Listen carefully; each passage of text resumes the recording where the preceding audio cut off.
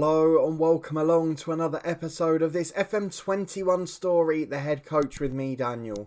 It's past 67 today and we are back for a big occasion with Southampton. It's our first Europa League group stage game as we head to Rapid Vienna as we face the first of three big opponents in this competition. And then we've also got somewhat of a derby. It's along the south coast against Brighton, albeit not that close, but still a big game in Premier League action too. After a dodgy start to the season against tough opposition, we have now come to the party. Back-to-back 5-star displays, as you can see in the top right. And after a quiet end to the transfer window, some disappointment on the striker front, we're finally starting to hit a bit of form. So if you're looking forward to that one and you are still enjoying the series, please do put a thumbs up on the video. We'll get to see almost all of our squad in action today. But if you want to see how we do in our European campaign and whether we can sustain our Premier League form from last year, please do subscribe down below and turn that notification bell on. You'll get alerts as daily videos release on the channel, as well as live streams twice a week and the Insight series, which continued earlier this morning with a match analysis special. So thank you so much for your incredible support. But let's have a quick look at the end of the transfer window, the recent results, and get into the two big games. That's why we're here. So first things first, let's have a look at the transfers. Still Stephen Hilton to come in the future. He's still improving at 16 years of age. But if you have a look at the transfer history, not really a huge amount done before the close of the window. A few players leaving the club, mainly from the under-23s, but also Daniel Amati, who was our backup right-back signed in January. He's gone out on loan. Not really one we wanted to see happen, because we've still got no real good backup right-back. But as it is, Daniel Amati's off, and we're a little bit short in that position. A load of youngsters going out for smaller prices. The only big one really was Jordan Millward. He's gone to Newcastle for £8.25 million. A decent left winger, but behind Campes, behind Thursler, who are both wonder kids, he was never going to get a look in. So it made sense for him to go, and hopefully he has a good career. We wish him all the best at Newcastle United. In terms of ins, just a few youngsters really, not much worth talking about, until we get to this guy. Teo Adaramola comes in from Rangers for £14.25 million. He's an Irish left-back, an international with 11 caps already. And at 23, he's got 3-star ability, 3.5 potential. So I'm certainly looking at this and thinking, what are the long-term plans for our director of football? Because with this guy coming in, with Nani, who they've loaned back to Middlesbrough for the year, and with young Adam Brown coming through, okay, Bernardo's 32, he'll be gone after this year. But it seems a bit strange we've brought him in as well. Very good defensively, exceptional physically, brilliant in the tackle, very determined. Perhaps not quite the best going forward just yet, but I'm sure that will come in time. But a good player nonetheless, and he will make his first start today. Let's have a look at the schedule though, to see how that translates into performances. And in truth, we had a disappointing start. Now, we played three of the sides that were right up there last year. Wolves finished 6th, we saw that on camera last time. City pipped us to 4th and they beat us comfortably. Arsenal finished disappointingly in 8th, but they did win the Champions League and they got a 2-0 win from Dwight McNeil and Dominic Calvert-Lewin. But then it really started to happen. A 5-2 win against Fulham, an early red card made it a bit easier. Daniel Acero came back in for his first start of the season and he bagged a hat-trick. He was absolutely brilliant. Figueiredo got a goal as well, a good performance and a pretty comfortable win in truth. Into September though, after the international break, another 5-star performance. Baratina with a brace, a brilliant start from him. Figueiredo with a brace too. And Neri Campes, not to be left out, he got one from the left wing as well. So we're just gradually working all those youngsters into the team. And this game against Rapid Vienna today is another big step towards that. As we head into the Europa League, we want to make sure that we get everyone football, that we blend the youth and experience together and make sure we have the best possible chance of succeeding. So let me very quickly show you the group first. As well as Rapid Vienna, we've got Atromitos, who are in the Greek Super League, and we've also got AS Roma. So we'd expect Roma to be favourites for the group. The other two sides are pretty good. So Rapid Vienna, who we face today, they got a lot of good players, but they're not as good as ours. So we should really be getting a result in this one. So let's look at the lineup we've gone for. It's heavily rotated. And as we mentioned, at right back, we're left a little bit short. So young Adam Brown, the third choice left back, is going to play out a position today. That's because the only real players who can play right back are Walker Peters, who's first choice, and then Bernardo, who's our left back. So perhaps if Teo becomes first choice on the left, we've got a better sub right back. Bednarek can play out there, but we've not got enough centre halves. So there's a few issues there, but we'll get to them later on. What we have still got though is a pretty strong team, despite resting a whole 11. We've got players like Durrami and Gosling who can't even get into our second 11. So this is the lineup and the squad we've gone for today. Walter Louise makes his debut in goal. The summer signing for £12.25 million. Tayo makes his first start at left back. Adam Brown in at right back. Bednarek alongside Louis Jr. He is the Mozambique international and the wonder kid centre half too. James Ward-Prowse for a bit of experience with Bednarek. He's in centre midfield alongside young Ian Gilligan. Fran Perez on the right wing, wonder kid Fersler on the left, and Volkov in the number 10 role behind Dragas up front. So a real blend of quality, of experience, of youth, and of just sort of exuberance. I'm hoping it will work out nicely. I'm a bit worried about right back, but we've got experience if we need it. Walker Peters is on the bench. So let's get into the first game of our Europa League campaign. A massive opportunity for Southampton. And as long as we get in the top 2, it could be a very special season. Let's go and see if we can start in good form. So some pretty big players in this team in truth. Michael Keane's in at centre half. On the bench you've got the likes of Thomas Delaney, Didier Ndong, João Mario. All recognisable names. So this is by no means a walkover.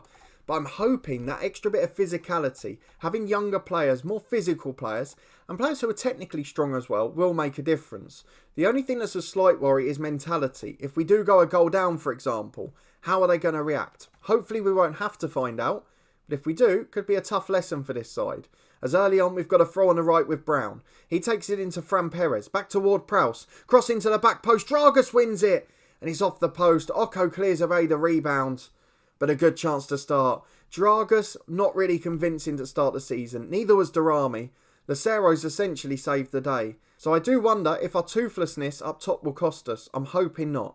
As Tayo's got a throw in with a quarter of the game gone. In towards Fersler. Wins the challenge to the defender, but it falls back to Tayo again. To the back post of Fran Perez. The keeper's scrambling. It falls for Adam Brown. Crosses with left-footed from the right-hand side. To his opposite, fall back into Perez. He's hit the post from a yard. That is an absolute sitter. I don't really know how he's missed that. It's an astonishing bit of play. The corner kicks in, the keeper claims it. Roma take the lead in the other game, and somehow we're still all square here. But we've got another throw in with Tayo on the left to Fersler. We've got to get the goal soon. We've got to take advantage of this dominance. As on the left-hand side, we get towards the byline. Tayo's into the box. His cross is blocked. The final product just not there. Gilligan third time to Ward-Prowse. Edge of the box. That's a brilliant finish. Curling effort from 20 yards, edge of the D on the edge of the box. And James Ward-Prowse, the experienced man, does the trick. And he finally opens the scoring. Definitely deserved. And finally we've got it. We've restricted Rapid Vienna brilliantly though. And we're forcing them deep inside their own half again. The clearance only finds the goal scorer Ward-Prowse. Plays a 1-2 with Gilligan. And down the line, Volkov's got himself in. It's a wild shot into the side netting. Probably should have done better. But we'll take it. Still 1-0 with just over half an hour gone. And it's Gartler who's going to take the goal kick for the hosts. Long ball forward for the Austrians. De Witt flicks on. Oh, they've got in here. That's awful defending. Funtas scores. They have had no shots in 31.5 minutes. And from the long ball, the flick down and the finish, it's 1-1. Atrocious defending from Louis Jr. And what a way to waste a brilliant half. 10 minutes to half time now, and they've built confidence from it. They're now coming forward again with Brozovic. Picks the ball up in the centre circle. They go all the way back to the keeper. It's good pressing, but I'm so disappointed. We didn't take our chances. We missed 2 or 3 great opportunities. I mean sitters. And now we're in this position. So the long ball forward, flicked down by Ribeiro. In behind, but Brown intercepts to Ward-Prowse. Here's Fran Perez. Can we get back in a lead before the break? Charging down the right. No real pressure on him. Chance to get to the byline and deliver. Volkov's there. Shots blocked by Brozovic. Away by Funtas. Up to Kodro, the centre forward. He runs down the wing. Beats Bednarek easily. We're really struggling defensively. We've not had a lot to do back there. And I think Brown's given away a penalty. Oh, we're going to VAR. It looked inside the box. If we go in at half time behind, I'll be almost speechless. We have utterly dominated this game. And we have given away 2 stupid chances. It's definitely going to be a pen. It was inside the box. There's no doubt about that. Oh, he's given a free kick. What's the referee doing? You could see it was inside the line. The free kick itself is literally on it. As Funtas takes it into Michael Keane and Brown hacks the ball away. We're lucky to survive because after a brilliant half, we've just thrown it all away. It's so disappointing. 2 minutes to the break. Ribeiro with a throw-in deep inside his own half. Up to the midfielder and now Kodro. Look how easily they've broken out there. as Ribeiro picks it up about halfway again. Up to Codro, into Funtas. Switches it to Freuler. Goes back to the centre half, and it's a long chance to play it forward. We can't go in behind. It's flicked down. Fran Perez will bring it away. Now can we catch them on the counter? We've had all the possession, all the chances and wasted them. But Volkov is in. Volkov straight at the keeper. Oh, what's happening to our Southampton side? Without Lucero, we look toothless. Without Figueiredo, we look toothless. And at half-time, after 14 shots to 1 and an expected goals of nearly 2.5, we somehow are drawing 1-1. That epitomises our defensive display there. Let's hope we can nick it in the second half, because we certainly deserve it on the balance of play. And 5 minutes in, we've got a corner kick. It's in by Ward-Prowse, over everyone, including Dragus, the striker, who's had a poor game. Into Junior, the centre-half, to Gilligan. He's got 3 or 4 options and gives it straight to the opposition player. Oh, there's so many loose passes in the final third. It's really disappointing. Adam Brown gives it away this time. Ribeiro, the left-back, inside to Oko. Chance to play into midfield. Not really any pressure on Brozovic. And Vienna, they're not going anywhere, but they're a good football inside technically. Oh, it's not happened again. It hasn't happened again. It's a good block by Junior. But Funtas, straight over the top again. What's Junior's positioning rating? 18. 18 is his positioning rating, and he's been caught out of position continuously. As we've got a throw by the right corner flag with Adam Brown. Actually had a decent game at right back, bar that penalty scare. Back to Ian Gilligan. To Teo, the left back. First shot's blocked. His final product has been poor. Gets inside again to Ward-Prowse. Another chance to shoot, but goes wide to Adam Brown. Right side of the box. Back to Ward-Prowse again. Good delivery towards Forsler. Flicks onto the keeper. He's not let that in. That is awful from the Rapid Vienna keeper. Oh, it was a feeble header from 16, 17 yards. It's in his hands, and it's just gone straight through. A real lifeline for Southampton. We lead 2-1. And that's a pathetic bit of goalkeeping in truth. I'm not saying we won't take it though. Let's go and make some changes. Dragus is going to be replaced by Darami up front. We're going to bring on Gosling. I think for Gilligan, who's had a pretty average game. We'll swap Ward-Prowse with him as well. Oh, maybe not. He suits that role better. The only other options for changes are all first team ones. So I think for now we're going to leave it. 2 subs made, 25 to go. Let's try and assert our dominance and make sure we cling on this time. Right, Forsler's knackered, 15 minutes to go. So I'm going to bring Neri Campes on. He's another wonder kid. The more football, the better. So one wonder kid off, another one on. And that's the beauty of our left wing, as Gartler takes the goal kick. As it stands, he's made the crucial error today. Junior heads it away as far as Campes the sub. Darami's up with him, as is the number 10. Gives it to Darami. Lovely ball to Volkov. And that will be the 3 points wrapped up. Excellent football. Lovely 1-2. And a brilliant finish. Volkov gets his goal. He's deserved that over the night. And it's a win for Southampton as Ward-Prowse brings it away. Can we get some gloss on it now? Get the goal difference up. Fran Perez inside to Dan Gosling. Dominic Gosling, sorry. Thinking about the former Everton man. Into the right wing to Perez. Got space to run into, and he's going to do just that. Eventually turns back though. Little bit of professionalism here. Just keeping the ball, keeping it moving. A good Europa League night in the end. Campes wide to Teo on the left wing. Chance to cross this 4 in the box. Cuts it back to Campes. Into the back post. Darami's up. And he edged just over the bar. 5 to go. We're enjoying ourselves now. It's been a glorious return to Europe for Southampton. And it's going to be 3 points. Unless this goes in. Funtas gets it from João Mario. Back into central midfield again. Oh, it's an interception from Volkov. Darami's in. They've left 1-on-1 on halfway. Darami's got the legs to beat him. He's in behind. It's straight at Gartler. Never been the best finisher as Darami. And it's proven again there. It could have been 4. It could have been 5. We've deserved far more than we've got today. But crucially, it is a Europa League win for Southampton. 3-1 away at the Austrians Rapid Vienna. And we can go into the Premier League game against Brighton with most of our first 11 rested. And 3 points on the board in another competition. I'll see you in a moment for Sunday's game, but that's just about the perfect start. We're back then. It's Brighton and Hove Albion, who have had an indifferent start to the season, shall we say. 5 games, not many heavy defeats, but bottom with 0 points. If we want to contend for Europe this year, this is a game we're going to have to win. Let's be honest. We're not going to make any bones about it. They've got good players, they've got a good squad, but in their current form, we have to win this. So the assistant manager has recommended 9 changes. Let's see exactly what that does to the 11. I think, bar the Haidara one, because Ward-Prowse played well in the week, I can kind of understand it.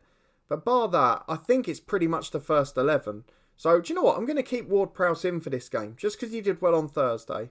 At the back, they want to bring in both of them, but Nicholas Stark is going to play. Junior wasn't great in midweek, but he needs a few more games and a bit more of the English language to settle in. And then Walker-Peters picked up a knock, unfortunately, so he's not going to come back in.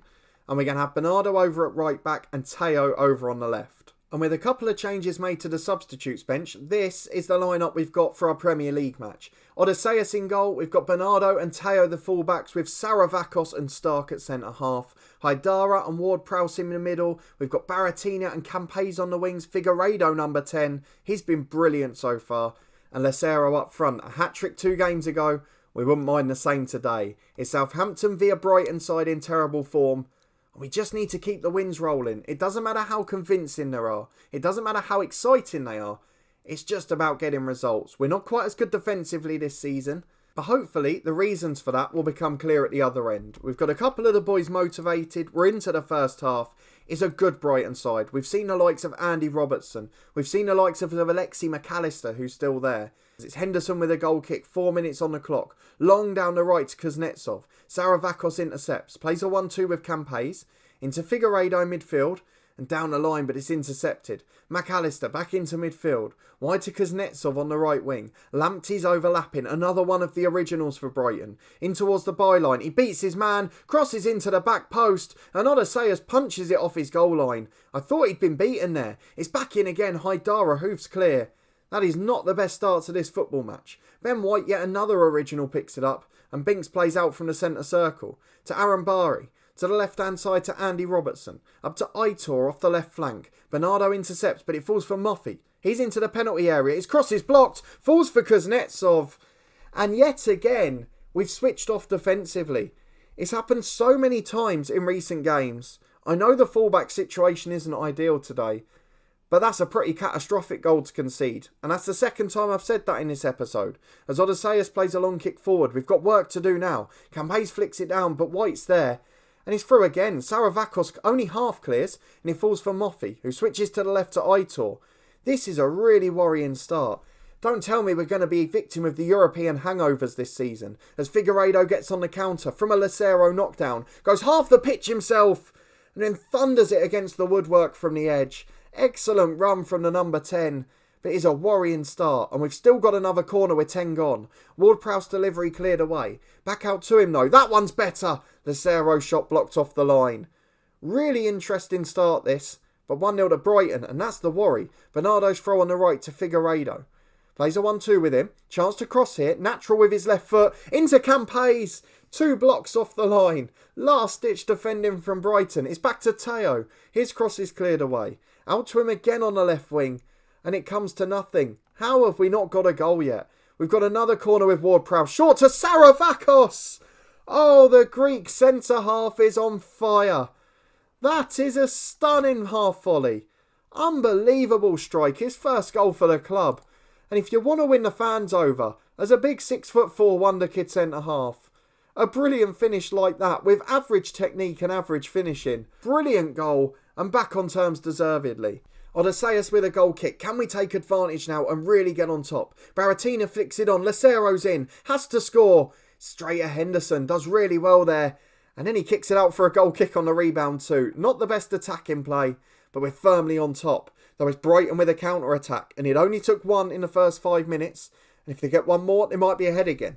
Lamptey finds Moffey. 30 yards out. Gives it away to Haidara. Lacero nicks it to Figueiredo. Lacero again to the left to Campes. There's 2 over on the right. There's 3 attacking the middle. We're piling men forward. Campes brought down. Got to be a penalty. Stuart Atwell's going to VAR. It has to be a foul. Why would he go down when he's through? He'd already beaten the man.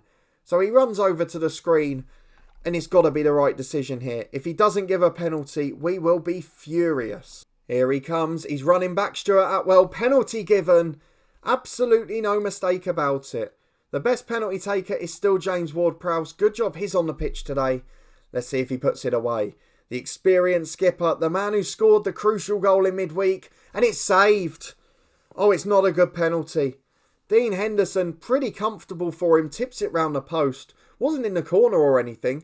But Ward-Prowse can make up with it with a corner. It's a good delivery, but Lacero heads over. And unfortunately, Despite a great chance from the spot, it remains 1-1. And it's a throw-in on the left-hand side for Brighton again. Aitor picks it up to Tijani. 30 yards out, into Moffey, into Aitor. Oh, we have dominated this match again. And I don't know what it is this year. We've changed nothing tactically. I don't know if it's just the new faces at the back, but the mindset's different. We would not have got caught on the break twice like that last year. And we've absolutely pasted them. Their expected goals is 0.5. And here they are 2-1 up. I'm going to get really annoyed at that. They didn't look like they wanted to win. We're going to get them motivated. We're going to get them to react. And they better produce something in this half. A long ball forward. It's flicked down again. They just look superior to us on the break. They're winning the flick-ons. What on earth is the left-back doing? Teo's beaten the first time. The second one's into Aitor. But his positioning is all over the shop. Real problems for us here.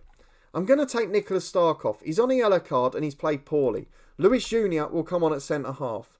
Haidara is going to be replaced by Major. And then we'll leave the last one 10 more minutes. But I just feel we need to strengthen the spine of the team. We've not shown anything that suggests we're going to get back into this. Campeza's had a poor game as well. He'll be replaced by Thursler, the wonder kid. We can't even talk to the boys now. I don't know what's going on there. Let's demand a bit more from them. But I can only see one winner in this match. For all of our dominance, and bar the penalty, Brighton looked pretty comfortable, I'd say. But we nicked it there. There's a poor back pass. Lucero's missed another one. What on earth is going on back there? Ward-Prowse puts the corner in to the front post of Baratinha. He's not found his shooting boots today. He's missed another one from short range. We're going to go attack him. We're going to throw men forwards. But I can't see a route back into it. Because for all of our chances, we're not looking like taking them. They've gone 5-4-1. They're just trying to cling on here. And this is starting to really worry me in terms of European hangovers. We've got 2.5 minutes of stoppage time. Robertson's corner is headed away by Junior. And here comes Lucero down the left wing. No one with him at the moment. And literally just gives it away to Lamptey. No real effort to try and retain possession. Henderson clears it down the wing. Poor clearance to Baratinha. Figueiredo picks it up. Through ball to Lucero. Finally, he has to score one. And again, it's highlighted as an absolute sitter that he put straight into the path of Henderson in goal. It's Ethan Leake on the right wing. The man that we had back at Hibs a few seasons ago who couldn't get in our team is now playing against us in the Premier League. And with 4 minutes of stoppage time gone, we're going to lose this. I cannot believe I'm saying it after the dominance. But 2 stupid defensive errors on the counter-attack. And Brighton are going to beat us. We've got one last chance to pump it into the box. Junior's got it in the centre circle. Wide to Bernardo on the right. Get it in there. He does just that. It's a teasing delivery. And Ben White hacks it away. That is the final action of the match. 10 shots on target to Brighton's 4. Our expected goals over 2.5. Brighton's far less than 1. And it is Southampton 1, Brighton 2. A terrible display defensively. A poor one in front of goal. How Lucero's got a 7.2 there, I will never ever know. But not the way we wanted to follow up our Europa League display. Disappointment at St Mary's. And that's where it leaves us. If we'd won this game, we would have been in 7th place and we would have called it a good start. But that's a really disappointing defeat. The defensive errors are a real concern. The lack of striker, the lack of toothless edge going forward, a real concern too. So let's have a look at the schedule for what we've got to bounce back with and where we're next going to be back. I think we'll come back for the second Roma game, about a month and a half's time. We've got West Brom one side, Tottenham the other, so probably Roma and Spurs. We'll see if the European hangover becomes a thing by then. But that was a quite concerning display in truth. There's a few things we've got to rectify there, and we'll get to work on them off camera. But if you did enjoy this episode, a good start in the Europa League campaign, followed by a very disappointing one in the Premier League, please do put a thumbs up on the video. Subscribe for daily content from 2 long-term FM21 stories. Please do check out the earlier episode today, our match analysis special from my FM21 Insight series. If you haven't already, you can catch up with the other playlists, including the Builder Nation, the live stream series, and the football podcast channel in the eye above. But let me know what you thought of that Brighton display, where we've got to improve this season. And I'll see you next time to see if we can do just that. 2 big opponents in the next episode, and we can't afford to make those mistakes again. I'll see you there.